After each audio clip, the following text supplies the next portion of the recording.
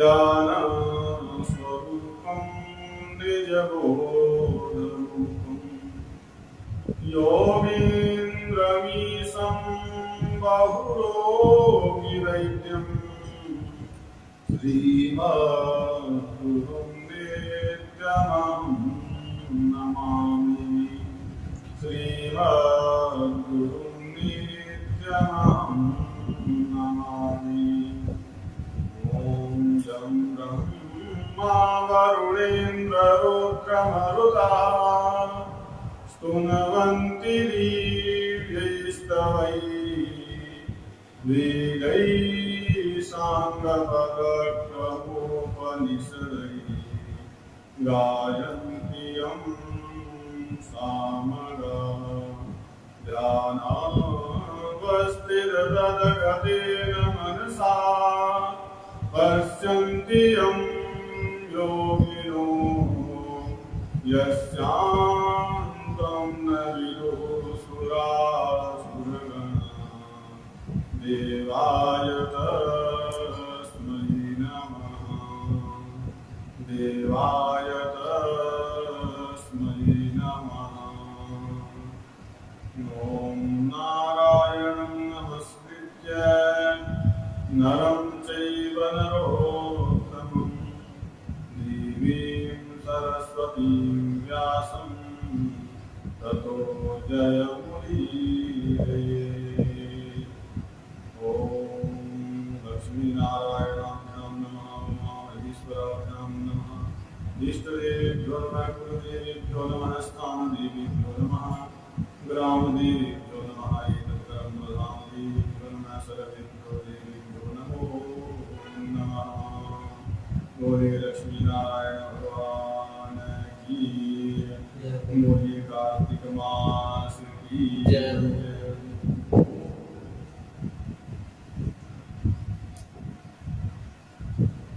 तो नारद जी कथा सुना रहे हैं। आज 13वां अध्याय है। राहु को दूत बना करके भेजा था और कीर्तिमुख जी ने जो दुर्गति की है राहु की, किसी प्रकार जान बचा करके भागता हुआ जलंधर के पास राहु पहुंचा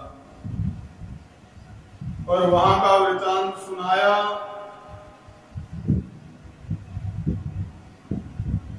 तो ये बात सुनकर के नारद जी कहते हैं कि जलंधरस्तु तच्छ्रुत्वा कोपाकुलित विग्रह निर्जगमासु दैत्यानां कोटिभिः परिवारितः।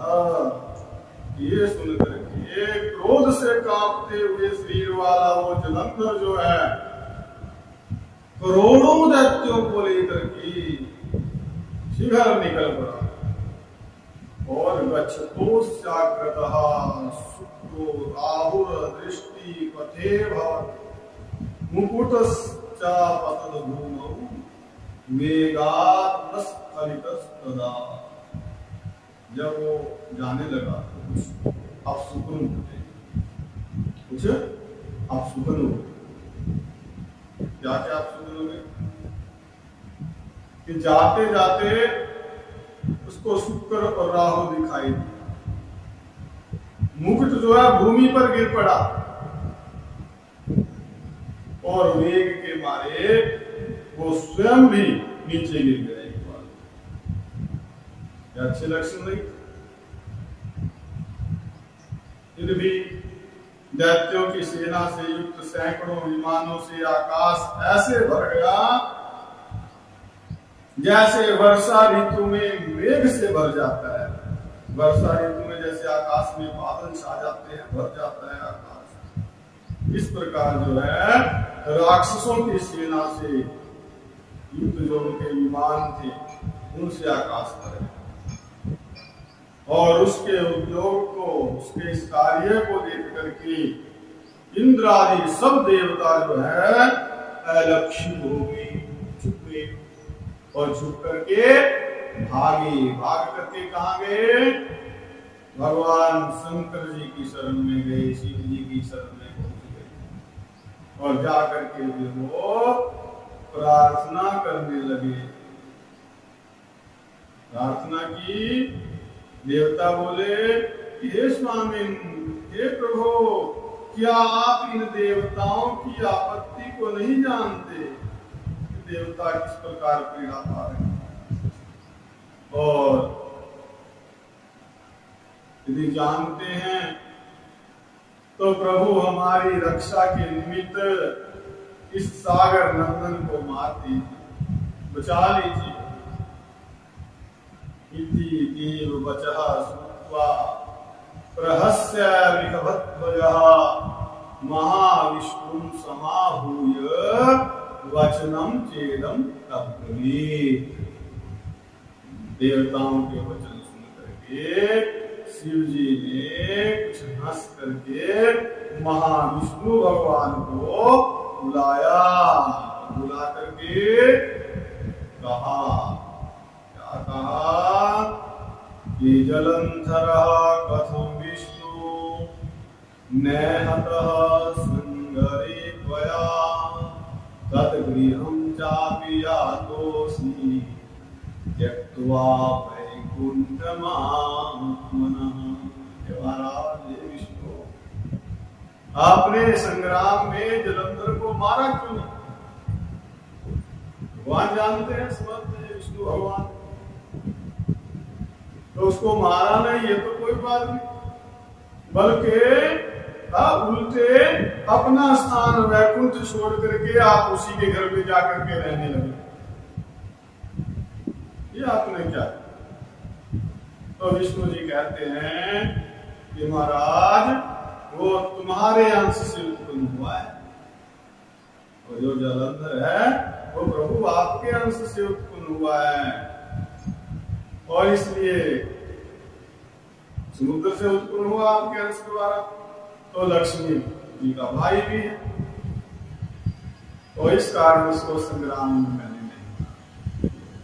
मैंने तो नहीं मारा महाराज, पर अब आप उसका वध करो, आप उसका वध कर सकते हैं। आत्ताई देवताओं को पीड़ा पहुंचा रहा है, देवता त्रस्त हैं, दुखी हैं, तो इनको तो कष्टों से बचाना ही पड़ेगा। ये आपकी शरण में भी आई। तो भगवान क्या कहते हैं, ये महातेजस्वी जो है, इन अस्त्रों से मेरे हाथ से नहीं मारा जाएगा। मेरे पास इस समय जो अस्त्र शस्त्र है वो इनसे नहीं बनेगा, और इसलिए देवताओं समेत आप अपने तेज का अंश शस्त्र बनाने के लिए मुझे दीजिए, तब काम वाह शंकर, कितने समर्थ हैं। एक नेत्र खोलने मात्र से सब कुछ वसूल कर सकते हैं। त्रिपुर को नष्ट कर देने वाले, तीनों पुरों को भस्म कर देने वाले, इतनी सामर्थ्य से युक्त सामर्थ्यवान भगवान शिव क्या कह रहे हैं कि मुझे सबका साथ चाहिए, सबकी मान, सबको मान मिले, सबका सम्मान हो, सब सहयोग से कार्य करें, ये भाव। जैसे भगवान कृष्ण गोवर्धन पर्वत को उठाते हैं अपनी कनिष्ठिका में, समर्थ हैं, लेकिन फिर भी गोप वालों से क्या कहते हैं, यादों से कि आप भी सहारा लगाओ, लाठी लगाओ भाई, खेलना नहीं था। सबको मान देगा, सबको यश देगा। अब भगवान रामचंद्र जी हम देखते हैं, जिनकी एक भुरकुटी के इशारे मात्र से सारे ब्रह्मांड समाप्त हो सकते सकते हैं, नष्ट हो सकते हैं, इतने सामर्थ्यवान। और भालू बंदरों को, को सबको यश देते थे कि आप मेरे साथ, सबको साथ लेकर के चलो, ये शिक्षा दी। तो यहाँ भगवान ने कहा कि भाई आप सब जो है अपना अपना तेज दो, अपना अपना अंश प्रदान करो, उससे शस्त्र बनेंगे और उससे भी मैं कुछ करूं। तो नारद जी कहते हैं इसके बाद विष्णु आदि जो देवता थे उन सब ने अपना अपना तेज दिया, वो सब तेज इकट्ठे हुए और ऐसा देख करके फिर भगवान शिव ने भी अपना तेज उसमें मिला दिया। और तेना करो महादेवो महसाम शस्त्रमुत्तमं चक्रम सुदर्शनम नाम ज्वाला मालादिभीषणम। शिव जी ने उस तेज के समूह की ज्वालाओं से अति भयंकर उत्तम शस्त्र जिसका नाम सुदर्शन चक्र है वो, और तेजः शेषेण च तदा वज्रम च कृतवान भी। तेजः शेषेण च तदा वज्रम च कृतवान। ये जो कुछ तेज उसमें से बच गया उससे इंद्र ने वज्र बनाया। अब यहाँ कोई शंका कर सकता है कि महाराज वज्र तो दधीची मुनि की हड्डियों से बना, ऐसी कथा आती है, वो भी ठीक है। ये कल्प भेद की कथाएं हैं। ना तो इंद्र एक हुआ और ना वज्र ही एक बना, अनेकों इंद्र हुए हैं। इंद्र एक पद है, समय समय पर उस पर इंद्र पद पर कोई ना कोई विशेष पुण्य प्राप्त करके सो यज्ञ करके अश्वमेध और इंद्र के पद को प्राप्त करता है। तो इस कल्प में जो है इन इंद्र को, जो समय इंद्र था उनके लिए वज्र बना। सब देवताओं के तेज से अंश से सुदर्शन चक्र बनाने के बाद जो शेष कुछ बचा था उससे जो है यहाँ वज्र बना। यहाँ शंका नहीं करनी चाहिए। कल्पों की कल्प भेद, करोड़ों हाथी घोड़े रथ प्यादों से युक्त जलंधर जो है अपनी सेना लेकर के शिव जी के पास कैलाश पर्वत के समीप पहुंच गए। तो उसको देखते ही सब देवता जैसे आए थे छिपते छिपाते, वैसे ही छिपते छिपाते वहां से चले गए। भय भय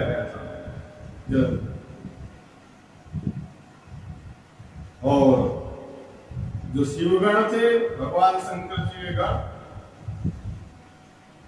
वो तो अति शीघ्रता से युद्ध के लिए संग्राम में उतर गए।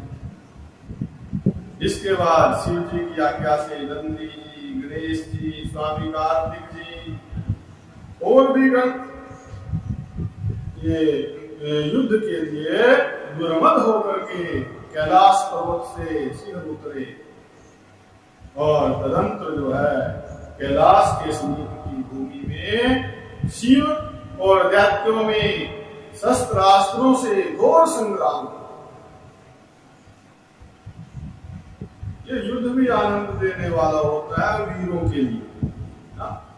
जैसे तो आदमी लड़ते हैं, कुश्ती होती है, साधारण आदमी को लगता है क्या कर रहे हैं, लड़ रहे हैं, लेकिन जो पहलवान होते हैं उनके लिए तो उल्लास उत्सव होता है, कुश्तियां हो रही हैं।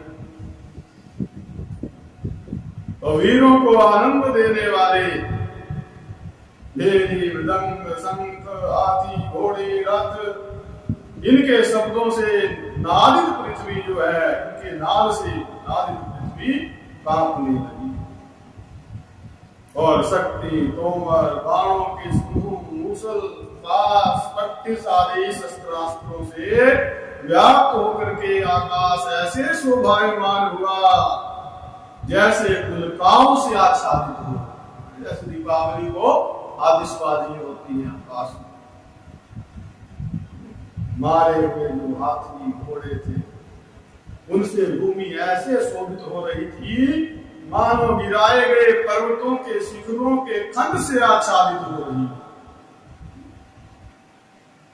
शिव के गणों द्वारा मारे गए दैत्यों को युद्धों में शुक्राचार्य जी जो है मृत संजीवनी विद्या के बल से बारंबार जिलाने लगे, मतलब जीवित करने लगे। शुक्राचार्य जी के पास विद्या थी मृत संजीवनी, सब जानते।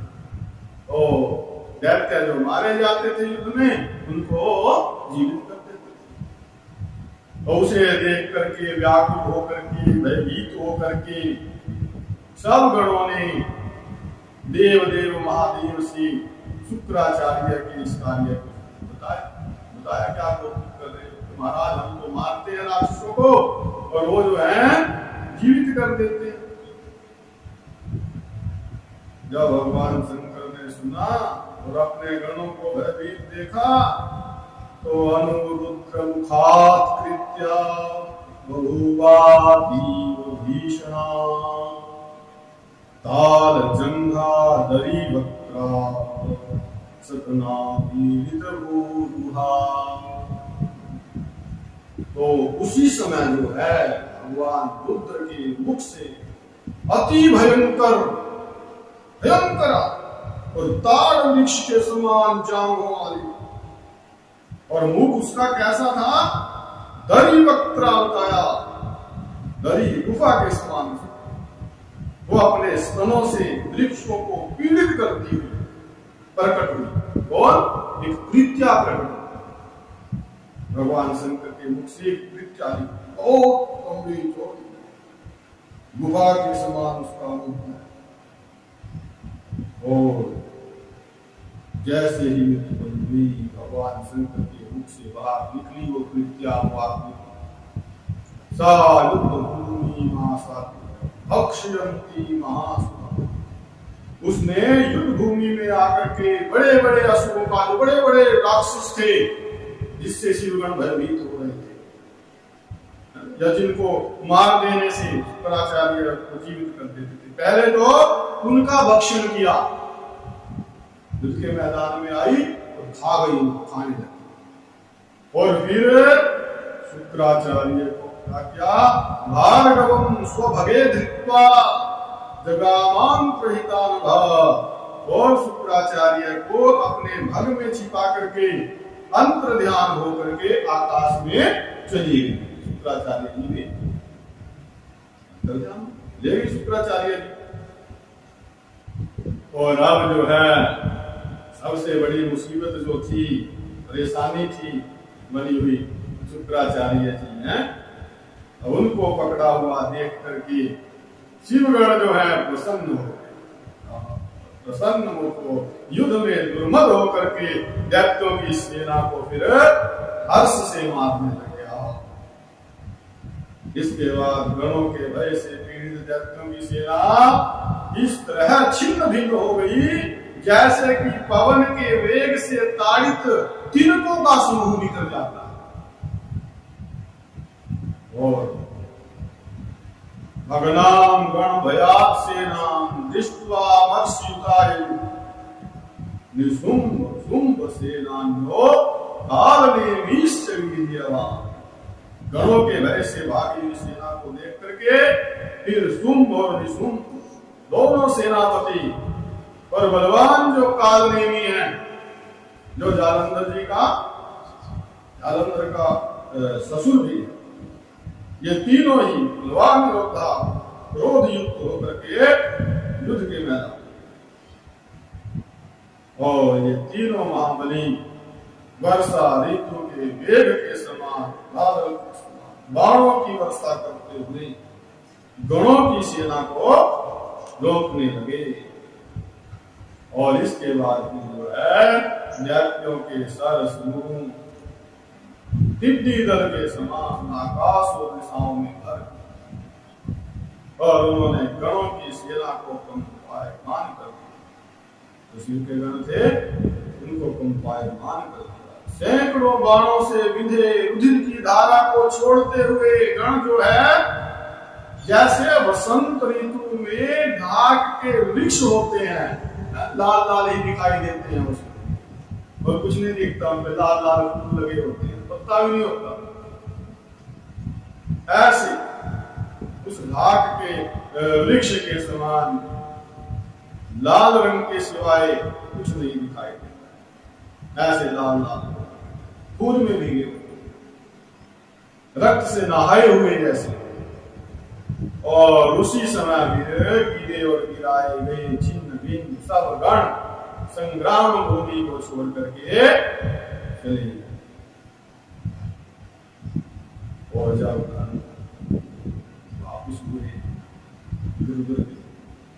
जाने लगे, ततश्च भग्नं स्वपदं विलोक्य शैलादिलंबोदर कार्तिकेया वरान्वितारण्य वरान् सह्य निवार्यमासु मर्षिणस्ते। कि फिर नंदी और स्वामी कार्तिक आदि वीर जो हैं अपनी सेना को हारी हुई देख करके क्रोध युक्त होकर के हट से दैत्यों को रोकने लगे। अब जो युद्ध इसमें नहीं। तो आगे बड़ा भारी भयंकर युद्ध जलंधर के साथ होता है। अगले अध्याय में युद्ध की ही लीला है साथ। ये युद्ध का प्रसंग सुन करके हृदय मजबूत होता है, वीरों का उत्साह बढ़ता है। तो आगे 14वां अध्याय जो है युद्ध का ही है, और यहाँ पर 13वां अध्याय जो है विश्राम को प्राप्त होता है। युद्ध चल रहा है और युद्ध में आकर के अब गणेश जी कार्तिकेय ये गण खड़े हो गए, नंदी खड़े हो गए, बड़े गण। कार्तिकेय जी तो देवताओं की सेनापति, और गणेश जी आप जानते हैं भगवान शंकर जी के पुत्र। तो आगे क्या होगा ये कल की कथा का विषय। यही 13वां अध्याय विश्राम को प्राप्त होता है। ओ शंकर भगवान की जय हो, लक्ष्मी नारायण भगवान की जय हो, कार्तिक मास की जय हो, सभी देवी देवताओं की जय हो, सभी सिद्धों की जय हो, सभी संतों की जय हो, सभी भक्तों की जय हो, सभी श्रोताओं की जय हो, महाराज की जय हो, धर्म की जय हो, अधर्म का विनाश हो, प्राणियों में विश्व का